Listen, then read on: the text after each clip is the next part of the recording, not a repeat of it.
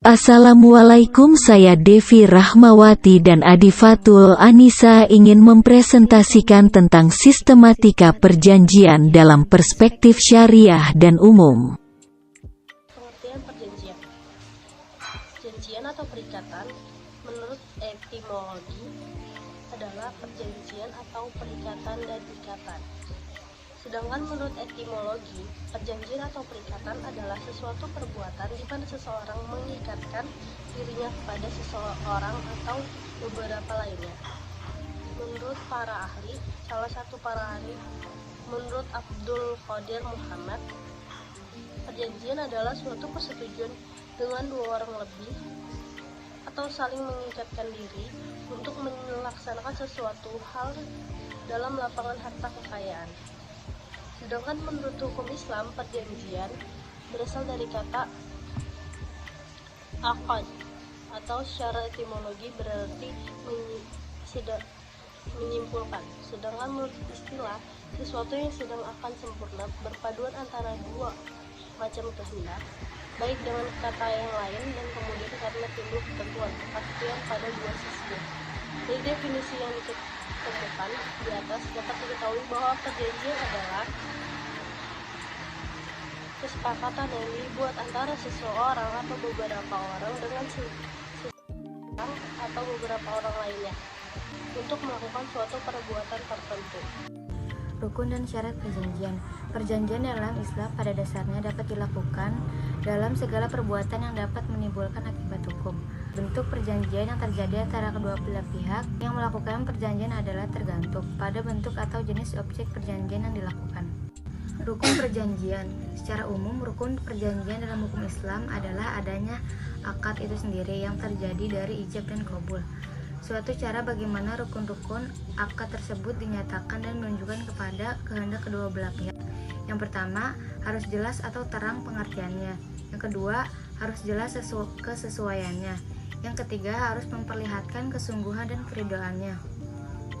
Syarat perjanjian. Suatu akad atau perjanjian dapat dikatakan telah terjadi telah memenuhi rukun-rukun dan syarat-syarat yang ditentukan. Rukun-rukun akad sebagaimana disebutkan sebelum akad adanya ijab dan qabul. Sementara syarat-syarat yang ada menyangkut subjek perjanjian, objek perjanjian, dan tempat akad. Syarat-syarat yang bersifat umum yaitu yang wajib, sempurna wujudnya dalam tiap perjanjian.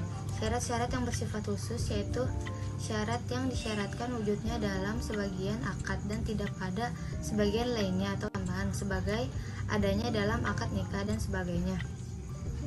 Perjanjian yang telah diadakan pada para pihak. Adapun dasar hukum yang secara umum membahas tentang hal ini adalah ayat 4 surat At-Taubah yang berbunyi, maka terhadap mereka itulah penuhilah janjinya sampai batas waktunya. Sesungguhnya Allah menyukai orang-orang yang bertakwa. Perjanjian kredit atau pembiayaan.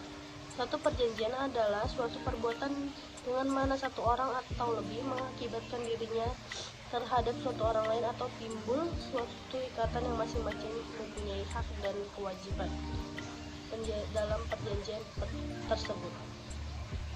Dalam konteks sederhananya, perjanjian adalah kesepakatan antara seseorang atau beberapa orang lainnya untuk melakukan perbuatan tertentu, baik secara tertulis maupun lisan. Perjanjian dalam bentuk apapun adalah hal penting untuk dapat mengikat kedua belah pihak, agar masing-masing pihak menjadikan sebagai pihak bertindak bahwa perjanjian adalah merupakan hal penting dan menjadi dasar dari pemberian kredit kepada nasabah atau debitur. Perjanjian kredit bank konvensional. Kitab Undang-Undang Hukum Perdata atau KUH Perdata dan KUH Dagang, UU PT dan SK dan SE Bank Indonesia adalah merupakan dasar hukum perjanjian bank konvensional.